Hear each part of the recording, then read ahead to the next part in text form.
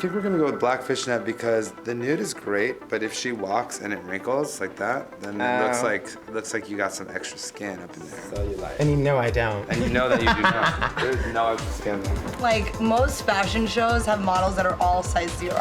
And like, they're that way for a reason, so they're like hangers. But this show, every proportion is completely different. If you're doing a fashion show with models that you're hiring that are all exactly the same height and size, then you just make the collection and everything's gonna fit everyone. And the fittings are gonna be like ding, ding, ding, ding. But with this shit, you know, you make an outfit. We have asses that are this big. Yeah, for Yara, it's not gonna fit on fucking Detox or Vicky. Like, they're completely different bodies.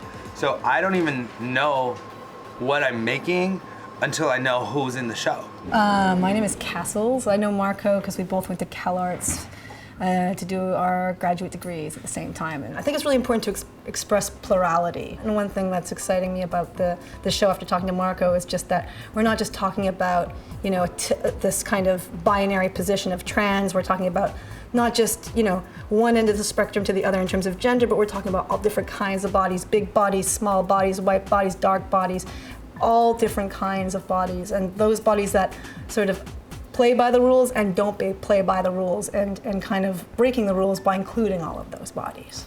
If I were like a superhero right now, what would my name be? Oh, I feel like you can't say that name on TV.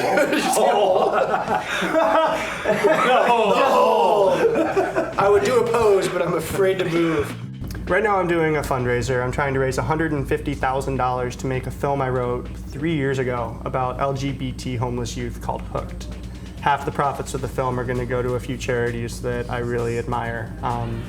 Here in LA, it'd be the LA LGBT Center, also GLAAD.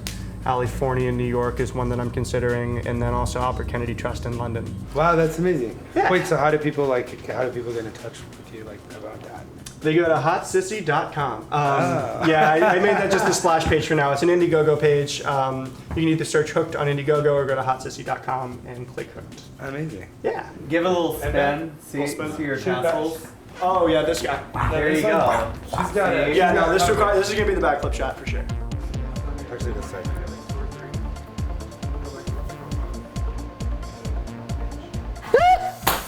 Uh-oh. I'm bleeding. Did I? A little bit. My intention was to kill you, but I know, you missed. I'm so sorry. I have one finger, you want mine? I like to work in this show because I feel like it's the sky.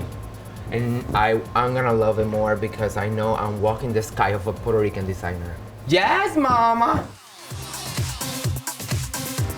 Hi. Hi. How's everything? Pretty good. Just getting ready for this show. We're getting close.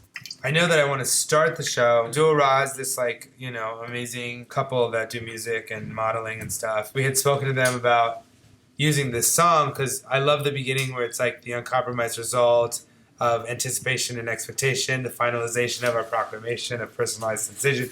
That whole thing is like the perfect way to end the show, begin the last act. So I think beginning with some violin and I feel like that blends fairly quickly into this Duo Ra moment, right? Yeah. And so imagine you have the runway and it basically starts where we left off with ballerinas. So you have the ballerina, walking, doing their dance, coming down the runway, getting towards the front, and until you got,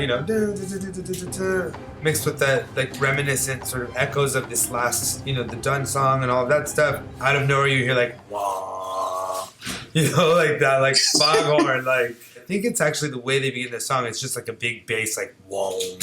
Yeah. You know what I mean? So if that all of a sudden comes into it, whoa, and then you have Duo Ra come out in their outfits and walk down and grab this ballerina and drag them off the stage. The ballet dancers come out and everyone's going to kind of be like, oh, this is in New York. But then all of a sudden, they're like, fuck no, get off the stage. We're not doing that here. It's going to be totally different. Exactly. I like that. I definitely think we should tie the two shows together. The New York show was really New York. Yeah. The music, the voguing, and even I sampled in audio from Paris is Burning, which is based on the New York voguing scene. That was incredible. So I was thinking for LA, like we should make it very LA. Yeah. When I was thinking we could either go more like EDM or like industrial, and then you sent me their track, and their track is kind of industrial. It's kind of industrial, yeah. Yeah. You know, LA is going to be a lot more party. Like it's going to be like, by the end of the show, it's going to be completely colorful and like, wow. Okay. You know what I mean? And it's actually going to start in the exact same colors that the last show ended in. So it's going to be that black and neon. And then we're going to fold in new colors as we go until those completely take over. And it's like some wild and crazy thing.